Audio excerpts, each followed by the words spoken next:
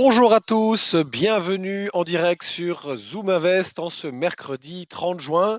Alors, mercredi 30 juin devait être une date, le début du monde d'après. Finalement, beaucoup de choses ont été dit. On nous a un petit peu libérés en avance, on va le dire comme ça, donc c'est moins important. Nous avions prévu de faire cette dernière table ronde du premier semestre 2021 aujourd'hui pour clôturer finalement tout cet ensemble d'informations qui nous a été donné depuis 6 mois. Ça a bougé dans tous les sens et donc on a décidé avec Zoom Invest de faire aujourd'hui une table ronde macro et dans un deuxième temps allocation pour qu'on puisse partir tranquillement, nous CGP, avec l'esprit à l'aise pour nos vacances et qu'on puisse profiter un petit peu au calme, en tout cas si les marchés nous laissent tranquilles, parce que ça, c'est pas gagné et nos invités de la première table ronde vont m'aider à répondre à cette question. Je suis Stéphane Van Nuffel, cofondateur de Net Investissement, donc je suis un CGP comme vous et je suis très intéressé par ce que vont me dire nos invités. On commence tout de suite par ces perspectives macroéconomiques fin de premier semestre et second semestre 2021 avec Matthew Morgan, Investment Director chez Jupiter AM. Bonjour Matthew. Jean-Jacques Bonjour. Friedman, directeur des investissements chez Vega IM, et Gilles Etcheberry-Gagaray, directeur général chez InvestAM. Bonjour messieurs, est-ce que vous allez bien ce matin? Bonjour Très bien, Stéphane. merci Très Stéphane. bien, merci. Et bonjour Stéphane. Bon, on s'était parlé, je crois, au mois d'avril et lors de nos derniers échanges, on avait parlé beaucoup macro déjà. Vous nous aviez exposé une analyse globale. Il y avait déjà beaucoup d'informations dans un sens comme dans un autre. Vous étiez resté quand même très positionné sur des convictions. On avait entendu des mots comme adaptabilité, flexibilité, neutralité. Même l'un d'entre vous avait utilisé ce terme. On en est où 3 mois après, hein, presque 3 mois après? Il s'est passé quand même beaucoup de choses. On a pas mal d'inquiétudes. Il y a pas mal de mouvements sur les taux directeurs des banques centrales, en particulier aux États-Unis. Qu'est-ce qu'on se dit? Est-ce que le regard doit être tourné, comme on l'entend beaucoup ces dernières semaines, vers les décisions de la Fed? Jean-Jacques, est-ce que tu veux commencer? Oui, ravi de vous retrouver, merci Stéphane. Donc l'idée qu'on avait, ce qu'il faut déjà avoir en tête, c'est que donc à ce moment-là, on avait dit qu'on rentrait dans une période, c'est une nouvelle séquence. C'est-à-dire qu'il y avait une séquence qui avait commencé de novembre finalement jusqu'à mai, au moment de la publication des résultats du premier trimestre. Et là, on avait un seul mot d'ordre, c'était le mot de rattrapage. Donc qu'importe qu'on jouait les banques, les matières premières, etc., nous on avait joué plutôt, alors qu'on est gérant croissance des secteurs dans l'automobile ou dans les matières premières, des valeurs liées à ça. Et ça, c'est une séquence qui était une séquence de rattrapage parce qu'il faut voir que l'année précédente, en fait, eh bien, quand on était revenu sur les marchés, on était revenu sur des dossiers plus sécures, plus tranquilles, plus de long terme. Et qu'à partir de novembre, ce n'était pas une surprise, en fait, le taux qui est un vaccin, parce qu'il y a beaucoup de médicaments en phase 3, mais la surprise, c'était le taux de réussite. Donc là, il fallait absolument jouer le rattrapage. Et pour nous, c'est cette séquence qui s'est terminée en avril-mai. Donc on était revenu à la neutralité dans nos portefeuilles, mais surtout on était tourné de nouveau vers un secteur plus croissance. Alors le marché a continué un peu à monter sur le marché européen, et je trouve que, pour reprendre ce que tu disais sur la Fed, eh bien c'était un peu une bombe à désamorcer. Et je trouve qu'elle a été en passe de le faire. Alors elle est en passe de le faire parce que en réalité, je pense que les investisseurs ne sont pas dupes. C'est-à-dire que la Fed, alors je ne crois pas à ce qu'il y ait de l'inflation à court terme, parce qu'il y a de la hausse des prix, des goulets d'étranglement, mais un des points qui serait l'inflation salariale, sur par exemple le travail à distance, ça pèse négativement sur les salaires. On l'a vu par exemple avec Facebook notamment, je ne sais pas si vous l'avez vu, qui avait annoncé qu'elle avait une politique d'emploi à vie pour les salariés en travail à distance, ce qui veut dire que quelque part, non seulement elle va mettre en concurrence ces ingénieurs qui sont dans la Silicon Valley avec d'autres États américains, mais avec d'autres pays, donc tout ça pèse négativement sur les salaires. Donc il n'y a pas en réalité d'inflation, mais même s'il y avait un peu d'inflation, parce qu'un jour ça reviendra avec notamment l'ESG, la transition écologique, on y reviendra, on voit bien que son objectif, ça serait de laisser un peu d'inflation pour que la dette des États soit rongée, mais en même temps, il ne faut pas que la charge pour les États soit trop importante. Donc il y a l'idée malgré tout qu'elle contrôlera cette forme d'inflation, cette forme de hausse pardon, des taux d'intérêt. Et ce qu'on a vu, c'est que on a l'exemple de 2013, où lorsqu'on parlait du tapering, de réduire en fait les achats, les taux étaient passés de 1,5 à 3. Elle veut surtout pas réétablir et reconduire la même erreur. Donc ce qu'on voit, c'est que la hausse des taux nous semblera modérée, et que cette hausse des taux modérés fait que tous les traits de reflation qu'on avait en tête, pour nous, sont un peu passés. Et alors qu'on parle beaucoup de la Fed, j'espère qu'on passera peut-être à d'autres sujets. Il me semble que c'est un sujet qu'on est en train de clôturer d'une certaine manière.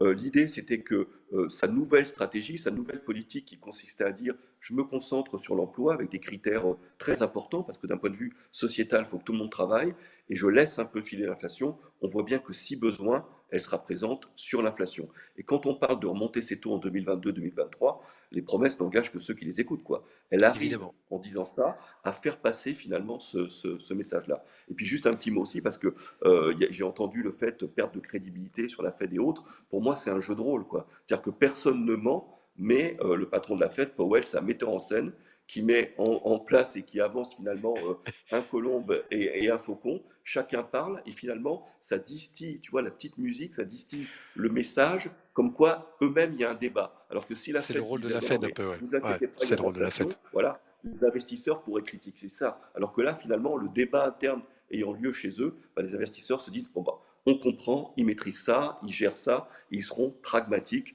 On Ok. n'est pas dupes, mais voilà, c'est ça l'idée, quoi. Super. Mathieu, ta vision, alors pour ceux qui ne le savent pas, Mathieu est en Angleterre, donc vision anglo-saxonne très intéressante. Est-ce que finalement c'est un sujet pareil parce que vraiment ici, nous, CGP en tout cas, et dans la presse financière, on a eu beaucoup, enfin il y a des mouvements dans un sens et dans l'autre, ce que vient d'expliquer Jean-Jacques. On avait l'impression finalement que l'économie européenne, la finance européenne était dirigée uniquement par les décisions, soit du taux long US 10 ans, soit finalement des décisions politiques ou pas de la Fed. Est-ce que c'est ton analyse, Mathieu? Oui, dans un sens, oui. En fait, aussi, je partage la plupart des commentaires de mon collègue. Si je vous explique notre vision macro, vous vous rappelez peut-être que nous étions assez optimistes lors de la dernière table ronde nous restons toujours optimistes, mais je dirais que cet optimisme a été peut-être tempéré par les événements récents. Si je parle un peu sur le plan économique avant de tourner vers la Fed, euh, lors de notre dernière table ronde, cet optimisme se basait sur d'un part de croissance économique très fort aux US, bien sûr, mais également en Europe. Et également, d'autre part, les stimulants budgétaires et monétaires restent très puissantes partout dans le monde. Donc, qu'est-ce qui a changé dans les derniers mois? Sur le plan de croissance économique, nous prévoyons en fait depuis longtemps que le rythme de croissance devait ralentir, disons, de façon plutôt naturelle. Et ça c'est bien le cas. Et aujourd'hui, nous trouvons dans une situation assez rare, très rare dans la carrière des investisseurs, c'est d'avoir d'un part, euh, toutes les données économiques indiquent une croissance qui reste supérieure à sa tendance de long terme. Et ça, c'est évidemment encourageant pour les investisseurs. Mais de l'autre côté, presque toutes les données économiques indiquent également un ralentissement de croissance en même temps, ce qui évidemment trouble les marchés. Donc, le marché semble donc vaciller, je dirais, entre ces deux perspectives et c'est quelque chose qui est très difficile à naviguer. Parce que la question fondamentale et la question la plus difficile, c'est l'atterrissage de l'économie mondiale et qui aura lieu vers la fin de l'année au plus tôt. Donc, nous sommes dans une période euh, prolongée d'incertitude élevée qui va durer quelques mois. Le deuxième changement dans notre vision macro, comme vous disiez, Stéphane, c'est la dernière réunion de la Fed. Pour en discuter un peu, je dois dire que j'ai écrit un article assez long que vous pourrez trouver sur le site internet de Jupiter si vous voulez avoir notre point de vue plus complet, je dirais. Mais bref, Jerome Powell a annoncé ce pivot vers une position plus hawkish il y a 2 semaines. C'était une surprise. Et pourquoi? Parce que la Fed avait promis l'an dernier, lors de l'examen de son cadre, d'attendre que l'inflation soit incontestable avant de réagir. Cependant, au bout d'une période assez courte, d'inflation assez légère, elle a déjà changé de cap. Donc, nous avons vu cette hausse des taux assez importante et immédiate, surtout des taux réels, et un raffermissement important du dollar. D'ici, il faut avouer qu'une hausse d'inflation surprise ou une hausse de croissance, surtout croissance nominal growth, pourrait désormais mener à un serment de la Fed. Donc, on est, nous, disons, moins optimistes. Tout cela Ok. dit, en gros, avec un peu de recul, nous restons toujours assez optimistes par rapport à beaucoup d'investisseurs. Il ne faut pas exagérer l'importance ou l'ampleur de ce pivot de la part de la Fed. Il Ok. s'agit Donc il faut seulement d'un rester prudent. léger ajustement. Oui, exactement, restez prudent, mais je vous rappelle que nous restons également dans une période de croissance, une période de politique très laxiste, et ça n'a pas Ce que tu changé. disais, oui. Ok. Merci, merci Mathieu. Gilles, ta vision, alors qui avait été plutôt assez optimiste sur les États-Unis lors de notre derniers échanges. Quelle est ton analyse et quel est le recul que tu prends par rapport à ce que dit Mathieu, ce qui est intéressant. Alors finalement, ils sont assez d'accord, mais on temporise. Oui, alors, par rapport aux États-Unis, on était optimiste à l'époque on était un peu seul cette position sur les taux longs, et cette position a été assez rémunératrice au cours des derniers trimestres. Non, il y a ce qu'a dit Mathieu, je suis assez d'accord. Il y a un point où je ne suis pas tout à fait d'accord avec ce qu'il dit avant, c'est sur la Fed. C'est que le premier mouvement du début du commencement. Aujourd'hui, le problème des marchés, c'est qu'ils ont été sauvés dans ce marché par des politiques extrêmement généreuses. Mais c'est comme un malade à qui on a mis beaucoup de morphine. Aujourd'hui, le médecin commence à voir comment est-ce que j'enlève la morphine. Et le malade va mieux, la croissance est là, mais enlever la morphine va devenir quelque chose d'indispensable. Et aujourd'hui, on vient de faire l'annonce à Fed qui a été une surprise. Enfin, nous, on était plutôt dans ce qu'on attendait. Et effectivement, sur le dollar, les taux d'intérêt réels, ça a correspondu à ce qu'on était positionné. En revanche, la surprise qu'on a eue, c'est les marchés actions. Parce que les marchés actions ont faiblement corrigé par rapport à comme disait Mathieu tout à l'heure, une hausse des taux d'intérêt réels. Et aujourd'hui, c'est le niveau des taux d'intérêt qui justifie en partie les valorisations. Donc, pour reprendre notre raisonnement, cette hausse cette changement de discours un peu de la Fed est le début du passage au nouveau monde. Normalement, il correspond à une autre chose qui est la réouverture totale des économies, même si le variant Delta, il ne faut pas l'appeler indien, qui fait son jour. Mais c'est un moment où aussi on va avoir coexistence de demande privée, l'économie revient normalement, et de déficit budgétaire important. Et c'est là où les docteurs, entre guillemets, ceux qui ont sauvé l'économie et les marchés il y a un an, vont devoir se pencher sur dire comment est-ce que je gère la sortie. Et l'annonce de la Fed de la semaine dernière n'est que le premier du début de ce phénomène qui va être très, qui est pour nous fondamental pour les marchés. Et le problème qu'on a eu, et en particulier la Fed, qui est la banque directrice des marchés, à travers je dirais, la gouvernance de Wall Street, la problématique que va avoir la Fed, c'est que maintenant, jusqu'à présent, quand elle intervenait, elle faisait que des gagnants. Maintenant, elle va faire des gagnants et des perdants, selon le rythme. Si elle décide de laisser filer l'inflation, les taux longs vont monter, puisque la Fed ne contrôle pas les taux longs. On l'a bien vu en début d'année, c'est une fiction. Je dirais, elle a le pouvoir, mais il y a quand même les marchés ont une marge d'appréciation par rapport à ce qu'elle fait. Elle contrôle totalement les taux courts. Mieux. Et c'est tant mieux, c'est son job de contrôler les taux courts et d'assurer. Mais on lui a donné une capacité à contrôler intégralement les taux longs qui n'est pas forcément vérifiée par le marché. Et aujourd'hui, elle doit faire des choix dans son rythme et dans sa volonté, parce que si elle est trop quiche, elle risque de faire tomber les marchés. Si elle est trop dure, de faire tomber les marchés d'actions. Si elle est trop molle, elle risque d'avoir les taux qui montent et qui, à terme, font aussi, pour des raisons de valorisation et de comparaison, baisser les marchés. Donc aujourd'hui, elle doit naviguer entre les deux accueils. Et quelque part, je dirais, mettre la morphine, c'était le plus facile. Enlever les doses sans tuer le patient ou sans est beaucoup plus compliqué. Et je pense qu'on arrive dans cette phase-là. Donc on retombe finalement sur le constat qu'il y a des mouvements dans les deux sens. Voilà, pour résumer. Oui, on navigue un peu à vue, mais ça veut dire que c'est que le début et que... Ah, on a perdu Gilles. Bon, on a perdu Gilles. Je ne sais pas si j'ai tout le monde. Bon, écoutez, Gilles, je n'entends plus Gilles. Je pense que Mathieu est avec moi et Jean-Jacques aussi. Oui. Ouais, oui. Bon, ma question va être directe, messieurs. On récupérera Gilles si tout va bien.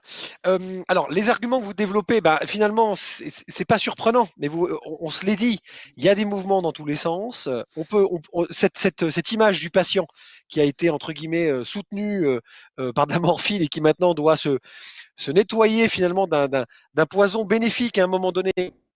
Tenir trop à long terme, il faut passer à autre chose. Donc, pour vous, j'imagine que sur vos gestions, vos pondérations, vos expositions au risque, à la fois ça devient compliqué, mais c'est à la fois aussi là, et vous avez utilisé tous les trois la notion de naviguer, c'est là qu'on voit le bon pilote, parce que finalement, si la mer est calme, tout le monde peut y arriver. C'est quand ça bouge un peu et qu'on n'a pas vraiment de cap qu'on va voir le pilote qui s'en sort correctement.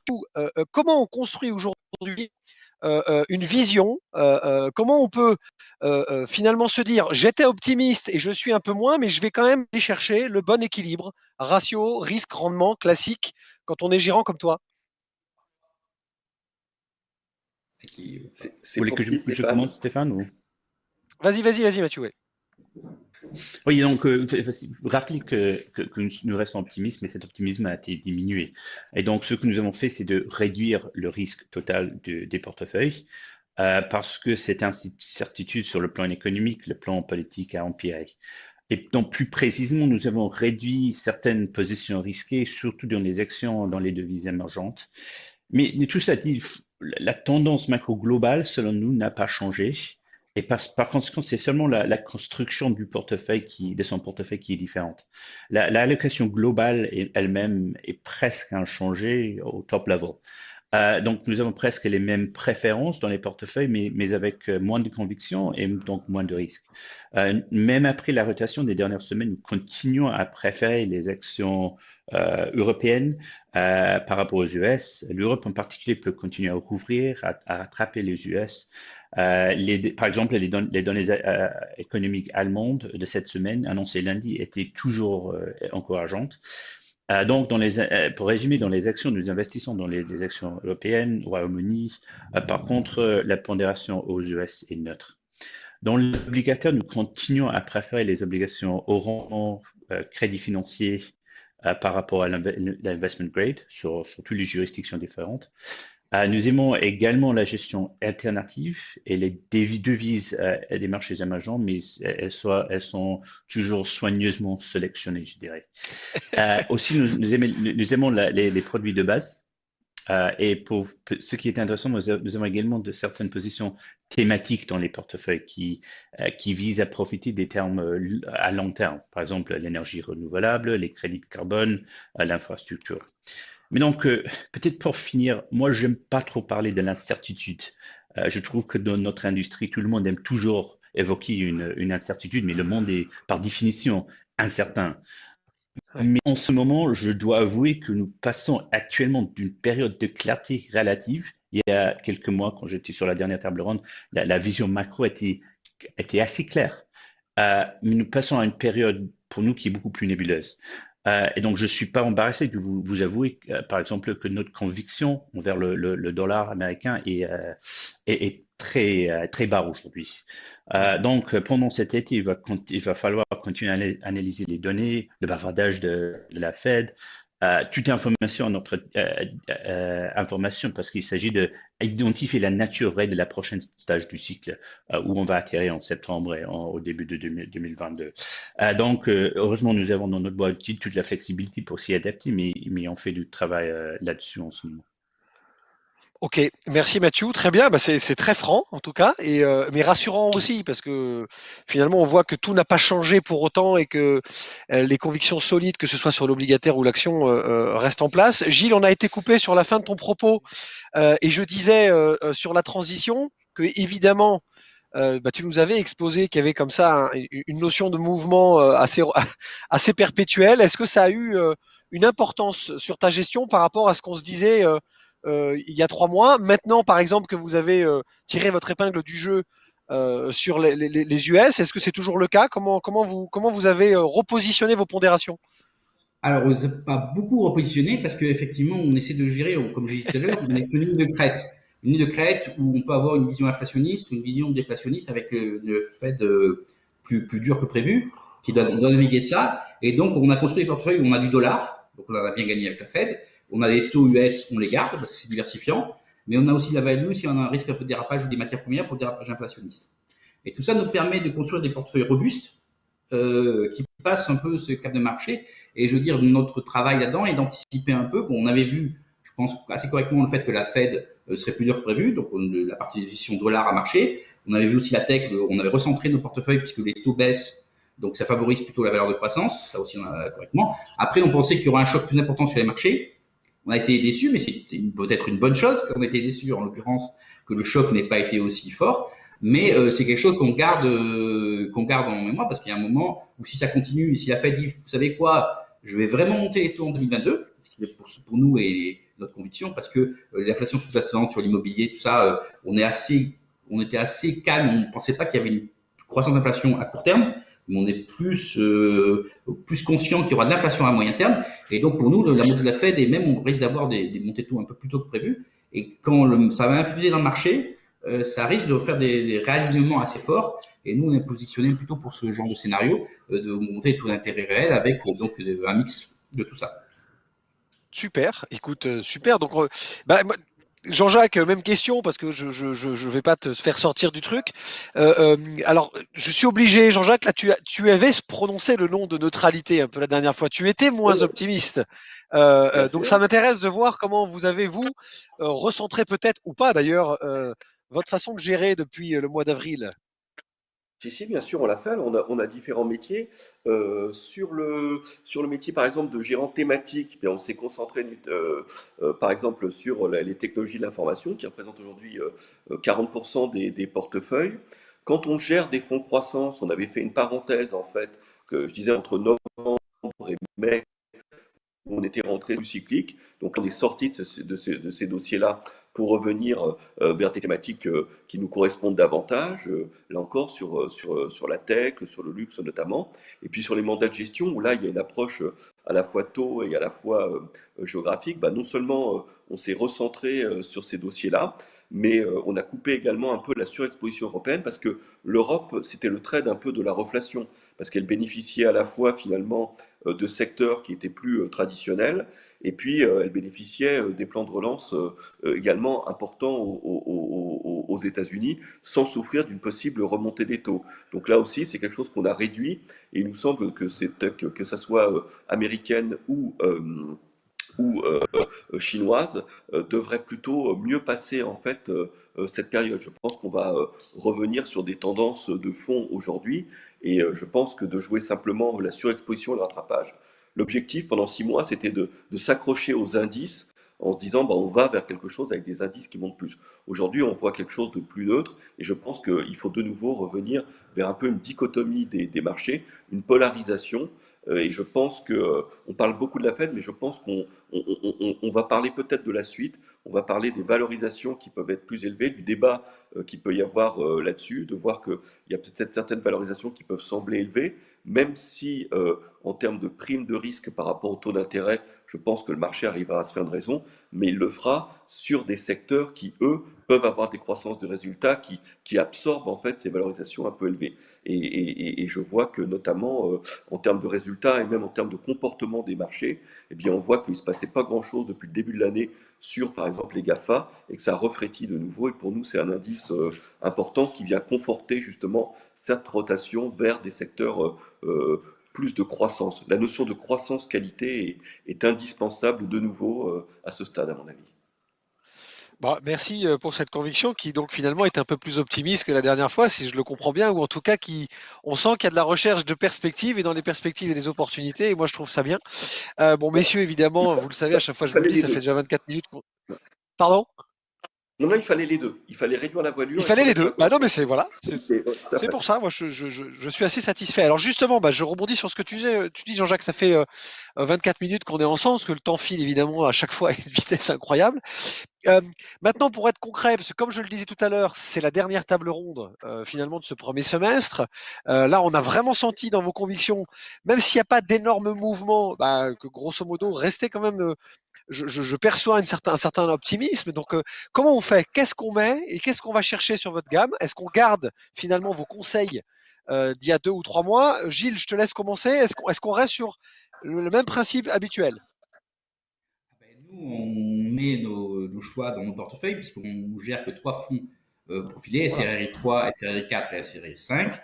Jusqu'à présent, ça se passe bien puisqu'on est à 2,5, 7 et quasiment 13. Et voilà, on va continuer à essayer de maintenir les performances pendant l'été et gérer les soubresauts éventuels de la Fed sur les marchés d'actifs, sur tous les marchés, puisque ce sont des portefeuilles diversifiés, devises, actions et obligations. Donc je pense que c'est le meilleur moyen de passer l'été le plus calmement possible.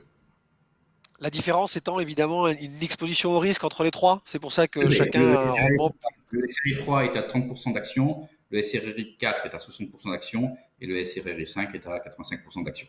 Mais c'est les mêmes portefeuilles Ok. en termes de paris, mais justement avec des pondérations différentes. Donc on a une Non, mais seule c'est vision. important, je te faisais préciser, voilà, c'est important parce que Oui, oui, tout justement, à c'est fait. chaque CGP va avoir sa conviction derrière et pourra aller chercher ce bon ratio dont je parlais tout à l'heure, parce que finalement, la pondération est actuellement, en tout cas, je pense que c'est ce qu'on retirera de vos messages, c'est votre savoir-faire dans la pondération. Les profondeurs de marché, on peut trouver des opportunités partout. Et- Jean-Jacques, et- justement, même chose, qu'est-ce qu'on avait parlé la dernière fois? Évidemment, toujours des profondeurs de marché, millennials, disruption. Alors avec ce nouveau message, on reste là-dessus, on revient sur la croissance. Eh bien, nous, voilà, on a une gamme de fonds large, on gère 20 fonds, et l'année dernière, justement, en 2020, tous les fonds étaient positifs. Et donc, ce qu'on s'était dit, c'était nos fonds de croissance traditionnels, cette année, c'était de garder le cap et de faire aussi bien que les indices actions qui ont beaucoup monté. Ce qu'on a réussi à faire sur les fonds, je vous invite à regarder sur les fonds de croissance traditionnels. Et puis sur les fonds thématiques, justement, je trouve ça intéressant. Justement un fonds comme Disruption. Et puis il y a peut-être un point qu'on doit avoir en tête, qu'on n'a pas évoqué, c'est l'importance de l'ESG. Non pas qu'on soit croyant ou pas en la matière, mais je pense que c'est un thème très important. On a évoqué tout à l'heure le fait que le travail à distance, par exemple, pouvait favoriser des valeurs comme la tech. Et ben, je pense que les notations ESG vont être tellement importantes aujourd'hui que quand on a la chance, dans justement la gestion de croissance, d'avoir des secteurs qui ont ces bonnes notations-là, je pense que beaucoup de gérants vont être de plus en plus contraints à aller vers ces secteurs. Et comme en ce moment, ça marché de flux, hein, c'est vraiment ça. C'est-à-dire qu'il y a eu ce repositionnement sur le marché européen avec des flux C'est ça. qui avaient été absents depuis 2017. Et ben, la notion de flux pour les investisseurs, il y a la même notion également pour les gérants. Et les gérants vont être de plus en plus conduits d'aller vers des thématiques croissance parce qu'ils doivent battre l'indice de référence qu'ils ont sur les marchés, en plus moins les 20% de valeur des pires. Et ça veut dire mécaniquement des flux, de la même manière qu'il y aura des flux par exemple sur la Chine parce que il y aura une ouverture des indices internationaux vers les marchés chinois. L'impact de la notation ESG conduira à des flux mécaniques, je Ok, pense, vers l'ESG. Donc un fonds comme Disruption, par exemple, on a mis 40% de tech, qui correspond justement à la thématique Nasdaq que j'évoquais, me semble bien positionné en la matière. super. Merci Jean-Jacques. Mathieu, pour finir, une petite minute 30. Mais bien sûr, minute seulement. Non, vous savez, ça va un Allez, petit peu, deux. il s'agit tout. Il s'agit chez nous toujours de la flexibilité, surtout sur toute la gamme des produits multi-actifs de Jupiter. C'est le fond de la stratégie phare, je dirais, c'est le fonds Jupiter Flexible Income. Nous voulons offrir un guichet unique aux investisseurs pour toute saison du marché, tout changement, toute période différente. La stratégie vise à payer un rendement très régulier, entre 4 et 6%, avec une volatilité inférieure à la moitié de celle des actions globales. Donc, c'est un one-stop shop, comme on dit en anglais. Chez nous, il s'agit toujours de la vraie gestion active et flexible, une allocation d'actifs qui s'est changée avec le temps selon la vision macro que j'avais expliqué aujourd'hui, et aussi la sélection active des titres individuels dans chaque partie du portefeuille. Et donc, c'est ça et cette stratégie va avoir sa troisième anniversaire en quelques semaines. D'accord. Et les expositions en ce moment, entre actions, obligations ou autres, Oui, on est oui, comment? la position neutre, je dirais, c'est vers 40% actions, 50% obligataires avec fonds d'alternatives et de devises. Et aujourd'hui, on vient de couper la position action, comme j'expliquais auparavant, de 60% vers la position neutre qui est à 40%. Donc, des À changements qui 40%. s'effectuent toutes les semaines, hein, dans une monde qui continue à changer, comme j'évoquais dans la présentation. Ok, merci beaucoup. Merci à tous les trois. Voilà, encore une demi-heure qui est passée comme ça, comme un claquement de doigts. D'abord, prenez soin de vous, messieurs. Passez un bon été. J'espère que vous allez pouvoir un peu vous reposer et que les marchés vont vous laisser un peu tranquille. On va se retrouver dans une minute. Qu'est-ce qu'on se dit? Pour résumer, moi, ce que je retiens de cette demi-heure macroéconomique, ce sont deux choses. Évidemment, il y a des mouvements dans les deux sens.